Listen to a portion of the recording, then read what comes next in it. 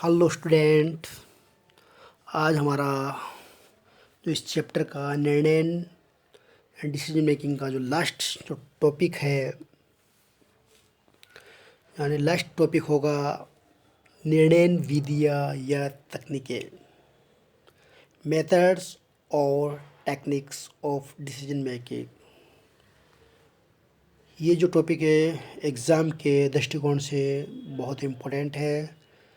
Exam में इस topic में लगभग क्वेश्चन पूछा जाता है। एग्ज़ाम में निर्णय विधि या तकनीक से संबंधित क्वेश्चन लगभग पूछा जाता है। तो यहाँ पे हम देखेंगे निर्णय विधि या तकनीक के कौन कौन सी है। तो निर्णय के लिए यानी डिसीजन मेकिंग के लिए अनेक विधियाँ या मेथड या तकनीकें यानी टेक्निक्स अपनाई जाती हैं। इन सभी विधियों को हम दो भागों में विभाजित कर सकते हैं, यानी कि हम सुविधा के अनुसार इन जो जो तकनीक है उनको हम दो भागों में विभाजित कर सकते हैं, जिसमें पहला जो भाग है वह है अपरिमाणात्मक या विवरणात्मक विधियाँ, नॉन क्वांटिटेटिव और डिस्क्रिप्टिव टेक्निक्स। फिर दूसरा है परिमाणात्मक विधियाँ यानी क्वांटिटेटिव टेक्निक्स। पहले हम देखते हैं अपरिमाणात्मक या विवरणात्मक विधियाँ कौन कौन सी है, नॉन क्वांटिटेटिव और डिस्क्रिप्टिव टेक्निक्स। उसके अंतर्गत पहला दे रखा है स्वभाव अनुभव, nature of habit and experience. इस विधि के अंतर्गत प्रबंधक अपने निर्णय अपने अनुभव या विवेक से करता है। वह निर्णय करते समय अपने अनुभव का विवेकपूर्ण उपयोग करता है।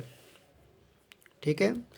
इस विधि की कोई तकनीक रूप से ये विधि कोई तकनीक रूप से जटिल नहीं है, बल्कि एक सरल विधि है। इस विधि से निर्णय तत्काल व शीघ्रता से लिए जाते हैं। इस विधि से निर्णय करने में केवल एक व्यक्ति का समय ही लगता है। इस विधि में निर्णय करने में केवल व्यक्ति का समय ही लगता है, कोई अतिरिक्त लागत भी नहीं आती है। ये एक मितव्ययी भी है। ठीक है। तो यहाँ पे इम्पोर्टेंट ये है कि ये विधि सरल है, लेकिन इस विधि के कुछ दोष भी हैं। ठीक है। इस दोष क्या है इसमें, इस विधि में कोई विश्वसनीय विधि नहीं है। ये विधि कोई विश्वसनीय विधि नहीं है। अब क्यों नहीं है? क्योंकि इसका मुख्य कारण है ये इस विधि का कोई वैधानिक यानी साइंटिफिक आधार नहीं है। इसके अलावा इस विधि में प्राय निर्णयों की सफलता परिस्थितियों पर निर्भर करती है। जो व्यक्ति जितना अधिक अनुभवी यानी एक्सपीरियंस रखता है, उतनी अधिक विवेकपूर्ण तरीके से समस्याओं पर विचार कर सकता है और अच्छे निर्णय लिए जा सकते हैं। ये विधि एक सामान्य निर्णय तकनीक है जो दैनिक छोटे मोटे निर्णय लेने के लिए उपयोगी है। बाकी बड़े जोखिम वाले या भारी वित्तीय विनियोग वाले निर्णय इस विधि से लेना अच्छा या उपयुक्त नहीं होगा। इस प्रकार इस विधि का उपयोग अत्यंत सीमित है। दिस टेक्निक ठीक है, this technique is for saying the experience is the best teacher. In this technique, a manager makes decision one of the basis of his knowledge and experience gained through working in a particular position over the years. However, it is a risky technique. It is an ineffective technique for making decision on a complex problem, but it cannot be of any use for inexperienced manager. ठीक है। ये अनुभवहीन व्यक्ति द्वारा नहीं use ली जा सकती। ठीक है। तो ये इस प्रकार ये पहला। फिर अब दूसरा जो विधि है वो फैसला एवं अंतर्ज्ञान, जजमेंट एंड इंट्यूशन। इसके अंतर्गत अंतरात्मा या मनोभावना के आधार पर निर्णय लिए जाते हैं। इस विधि के अनुसार निर्णय करते समय व्यक्ति तर्क का सहारा लेता है। ठीक है, निर्णय लेते समय वे अपनी भावनाओं के अनुकूली स्थिति की कल्पना करता है और समस्याओं का तर्कपूर्ण समाधान खोजता है। ठीक है, अब इस विधि में institution is the knowledge based on instinct, inner feeling or spiritual perception rather than reasoning. It is based on faith. Many managers use intuitive knowledge is making decision. ठीक है, तो इस प्रकार ये दूसरी विधि अंतर ज्ञान विधि। अब तीसरी है प्रबंध सामूहिक निर्णय। इसके अंतर्गत सामूहिक निर्णय, इसका मतलब क्या है कि इस विधि के अंतर्गत कुछ निर्णयकर्ता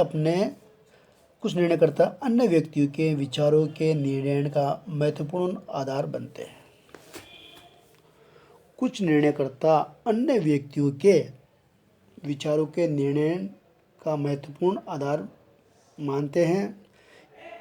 इसलिए निर्णय की विधि में समूह के समक्ष समस्या प्रस्तुत की जाती हैं। प्रत्येक समूह के सदस्यों को उस समस्याओं पर अपने विचार, सुझाव एवं बातें प्रस्तुत करने का अवसर दिया जाता है। इसके पश्चात सामूहिक विचार विमर्श कर समस्या का निवारण कर एक बिंदु पर निर्णय लिया जाता है। ठीक है, तो सामूहिक निर्णय क्या होता है? सामूहिक निर्णय में सामूहिक रूप से कोई भी समस्या है उसकी समाधान को रखा जाता है और उस समस्याओं में क्या है कि अपने विचार या सुझाव या अपनी बात रखने का मौका दिया जाता है। इस प्रकार सामूहिक विचार विमर्श करने के बाद में जो लास्ट में जो कंक्लूजन निकलता है, जो निष्कर्ष निकलता है, उसके आधार पर विचार विमर्श कर समस्या का निवारण यानी हल किया जाता है और निर्णय लिया जाता है। तो इस प्रकार ये विधि अपनाई जाती है। जैसे इसका मतलब ये है, some decision makers consider the ideas of other person at the important base of the decision making. Hence in the method of group decision the problem is presented to the group. Every member of the group is given opportunity to present his ideas, suggestions, etc. ठीक है, इसके बाद में thereafter the decision is taken at any point by resolving the problem through collective deliberations. तो इस प्रकार ये सामूहिक निर्णय से निर्णय लिया जाता है। फिर नेक्स्ट है प्रबंध के सिद्धांत। ये भी क्या है? प्रबंध के सिद्धांत। इसके अंतर्गत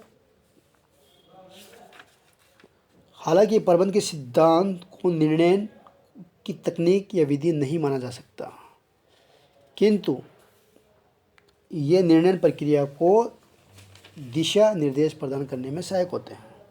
इतना होने के बावजूद भी प्रबंध के सिद्धांत प्रबंध के कार्यों एवं क्रियाओं के मार्गदर्शन तत्वों को भी अपनाए जाते हैं। ठीक है, अल्थो the principle of management can not be called the technique or method of decision making, but these are the helpful in providing the guidelines to decision making process. अब नेक्स्ट है अंतर्ज्ञान विधि। अंतर्ज्ञान को अंतरात्मा या मनोभावना भी कहते हैं। अंतर्ज्ञान जीवन के अनुभव से प्रकट होने वाले अंतर्विवेक को कहा जाता है। इस विधि में व्यक्ति अपनी मनोभावनाओं, अनुभव या उपलब्धियों के अनुरूप ही निर्णय लेता है। किसके according? Sentiments, experience and achievements के हिसाब से निर्णय लेता है। ठीक है।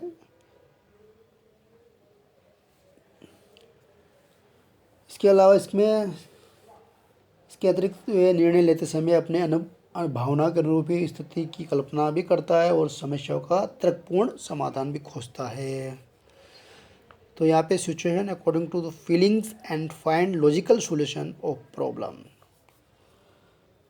अब नेक्स्ट है संस्था की प्रलेख एवं परंपराएं, इंस्टीट्यूशन, डॉक्यूमेंट्स एंड ट्रेडिशंस।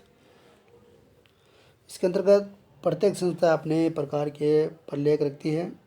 प्रत्येक संस्था अनेक प्रकार के प्रलेख यानी डॉक्यूमेंट्स रखती है, जैसे नीति पुस्तिका, ठीक है, हाँ, जैसे पॉलिसी मैनुअल या रूल्स मैनुअल, नियम पुस्तिकाएँ, कार्यविधि पुस्तिकाएँ, संगठन संरचना में मैनुअल आती है।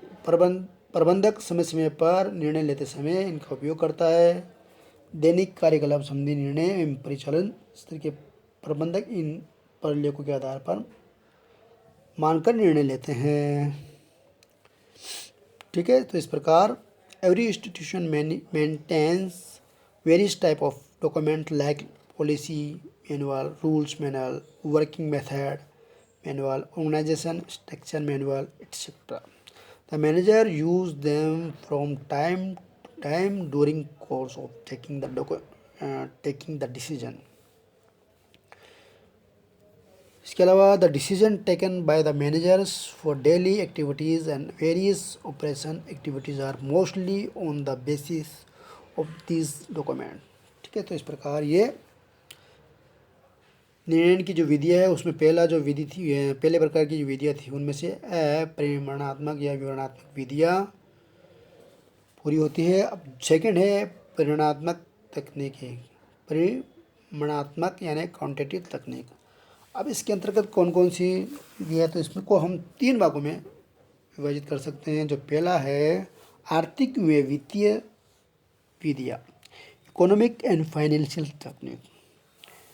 निर्णय के क्षेत्र में आर्थिक विचारधारा सीमांत विश्लेषण सिद्धांत को बहुत ही सराहनीय योगदान दिया। आर्थिक व वित्तीय विधियाँ विश्लेषण एवं मूल्यांकन का एक महत्वपूर्ण तरीका होने के साथ साथ सर्वोत्तम विकल्प के चुनाव का महत्वपूर्ण साधन भी है। अब इस विधि के अंतर्गत कौन कौन सी विधि है, जैसे वित्तीय तकनीक प्रक्रिया में यह पूर्ण लाभ का आधार, विनियोजित पूंजी पर प्रत्यय की दर या पुनर्भुगतान अथवा विनियोग वसूली आदि प्रबंध के महत्वपूर्ण आधार प्रदान करती है। इसके अलावा विनियोग मेथड, तालिका, पूंजी बजटन या संख्यात्मक विधियाँ इस प्रकार जैसे वर्तमान बट्टा या मूल्य दर आदि भी इसमें काम में ली जाती है। तो यहाँ पे इंग्लिश में भी इसको हम देख सकते हैं, जैसे इसका नाम है financial method also import meanings for selection of is best alternative. इसके अंतर्गत जैसे कंप्लीट इसमें rate of return of investment capital, recovery of repayment of investment, इसके अलावा प्रॉफिट रेट ऑफ रिटर्न इत्यादि। अब सेकंड है क्रियात्मक शोध, ऑपरेशन रिसर्च। किसी पूर्व निर्धारित तकनीक को पूर्ति के लिए, किसी पूर्व निर्धारित लक्ष्यों की पूर्ति के लिए विभिन्न विकल्प यानी अल्टरनेटिव का अध्ययन करने में वैज्ञानिक विधि का उपयोग इस उद्देश्य से करना ही सर्वोत्तम विकल्प निश्चित करने का परिमाणात्मक आधार प्रदान हो सकता है, ठीक है। जो सेकंड जो विधि है परिमाणात्मक क्वांटिटेटिव की, जो जिसका नाम है क्रियात्मक शोध, ऑपरेशन रिसर्च, इसमें क्या होता है कि किसी पूर्व निर्धारित लक्ष्यों की पूर्ति के लिए विभिन्न विकल्पों का अध्ययन करने में वैज्ञानिक विधि का प्रयोग इस उद्देश्य से करना है कि सर्वोत्तम विकल्प यानी जो बेस्ट अल्टरनेटिव है करने के परिमाणात्मक आधार प्रदान हो सके। यानी क्रियात्मक, इसी को ही हम क्या कहते हैं, क्रियात्मक शोध कहते हैं। क्या मतलब हुआ? सर्वोत्तम विकल्प निश्चित करने मकसद होता है इनका क्रियात्मक शोध विधि का। या दूसरे शब्द में भी ये कह सकते हैं कि क्रियात्मक शोध ऐसे प्रस्तावित विकल्पों जिनमें मानव एवं यांत्रिक प्रणाली निहित हो के संबंध में पूर्वानुमान लगाना एवं मूल्यों में प्रभावशीलता तथा लागत के आधार पर इनका तुलनात्मक अध्ययन करना, कंपेरिजन करना।